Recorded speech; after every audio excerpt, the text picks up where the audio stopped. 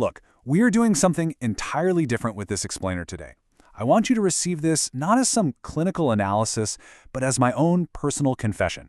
Just picture me walking away from the smoldering ruins of the Temple of Perpetual Light. The tone of my journey today is dark, sure, but ultimately, it's a triumphant story about finding a terrifying, absolute inner freedom. I literally turned my back on the holy smoke of collective morality. I just stopped relying on outside sources to light my way. Instead, I internalized it. Carrying that dark fire meant I wasn't holding some fragile little lamp up to the world anymore. I had actually become the heat itself. That was the exact moment I stepped off those familiar, sanctioned roads and right onto the hidden, treacherous path of the mountain. Section 1. Leaving the Sublime Prison. So, I invite you to walk right alongside me into the forest's absolute midnight.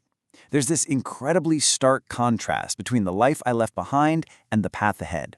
Behind me was the sublime prison, the cozy comfort of collective morality, the ashes of my old pride where I used to sit like some mountain-sized god of routine.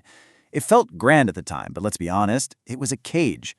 And right before me was absolute midnight, the jagged, harsh reality of a narrow ledge. It's terrifying for sure, but it is the true, hidden path to freedom. 10? Actually, I have to confess something here. My previous 10 years up on that peak, they were nothing but a long, golden distraction.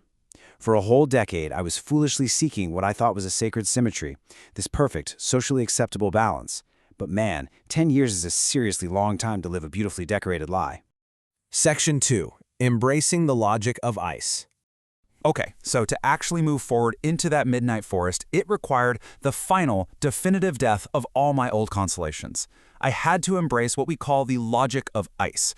And it isn't just about being cold, right? It's this frozen, solitary trail that actively shatters your old illusions. Navigating that frozen silence meant a really harsh realization for me. There was no divine eye watching my struggle, there was no grand audience sitting up there keeping score, and absolutely nothing external was ever going to justify my existence. I had to completely extinguish any hope of external salvation. And this brings us to a really profound psychological shift. See, I was suffering from the great fatigue, that heavy, crushing burden of the sixth solitude. I was just totally exhausted from trying to hold up the sky of my old beliefs. But as I embraced the ice, that fatigue completely dissolved into icy autonomy, the self-sovereignty of the seventh solitude. It's sharp, it's independent, and it is beautifully cold. Section 3. Surgery of the Spirit. So I essentially had to perform a violent operation on my own soul out there on the ice.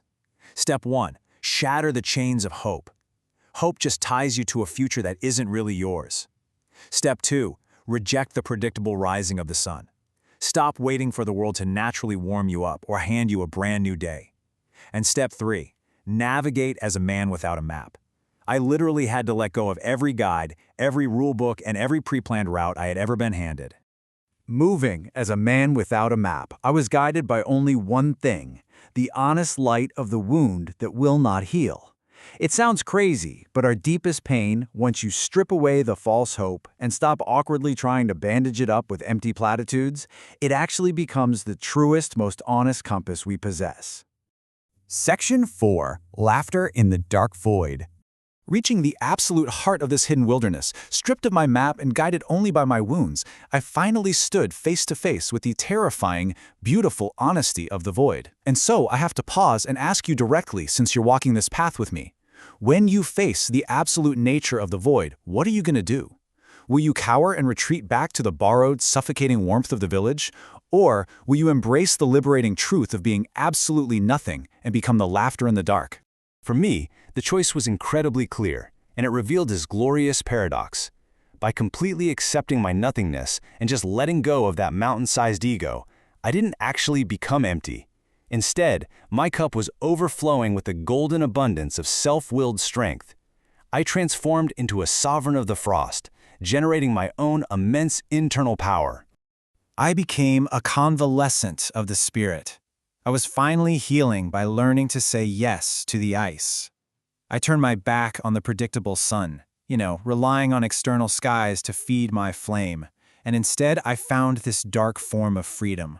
It's an internal flame that requires absolutely zero permission from the outside world to burn brightly. Which brings us to Section 5. The incendiary descends. At this point, I was no longer just a watchman. The physical descent from the mountain was a sheer manifestation of my internal revolt. I was literally crackling with atmospheric energy, completely transformed into a cloud charged with lightning. That heavy silence of the ice was finally giving way to the raw electricity of action. Now I descend, but not to guide a flock. I do not return as a shepherd, and I absolutely do not return as a leader seeking followers. No, I descend as an incendiary of a new morning. I am fueled now by the song of the flame, having completely left those tired, comfortable habits of the mountain behind me. I don't bring gentle guidance. I bring a triumphant, purifying fire. Having conquered myself completely in the icy depths of the seventh solitude, I am finally, utterly free. I move forward as a creator who no longer requires anyone's permission to burn. I stand as a self-made torch in a world of honest darkness. And so, I leave you with this final thought. We've walked through the absolute midnight, we've embraced the logic of ice, and we've found the autonomy of the frost in this explainer. But the question now turns to you.